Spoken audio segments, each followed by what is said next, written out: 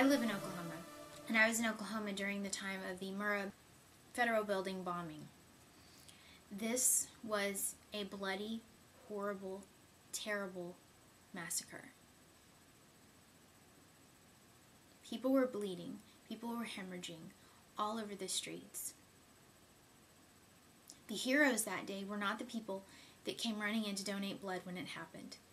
Granted, it was good that they did because you were able to rebuild the blood supply, but the heroes that day were the people who had donated when there wasn't a tragedy. The people that had given their blood that was sitting on the shelves when that tragedy occurred. Many, many, many lives were saved that day because of people that donate regularly. Oklahoma didn't have to look to anywhere else to get their blood that day. They had enough blood on the shelves to save all the people that could be saved through blood transfusions. What would I do to change the world? What can countries, companies, and individuals do to change the world? Well, if I could change the world, I would save as many lives as I could. Those who freely give their blood, and I'm not talking about going to a blood bank that pays you, because that can't go into a live person. That can't be used for transfusion. I mean willingly donating their blood. It makes them a hero. It makes them like Superman, diving into Niagara Falls and saving someone's life.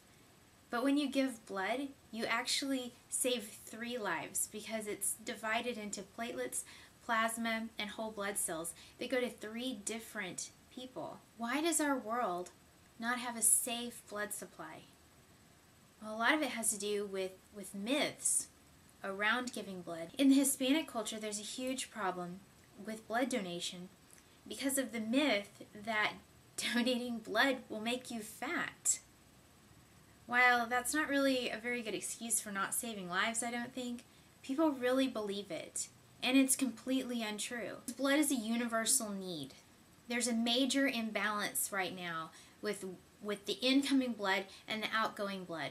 Only 45% of the blood collection is collected from developing countries, while 80% of the world's population lives in developing countries. For countries to become self-sufficient in their blood supply, there needs to be an increase in blood donations. I think the world should look to Oklahoma's example and not just give blood when there's a tragedy, but give blood regularly. We need to open minds, we need to expose fears, we need to dispel myths, and we need to save lives.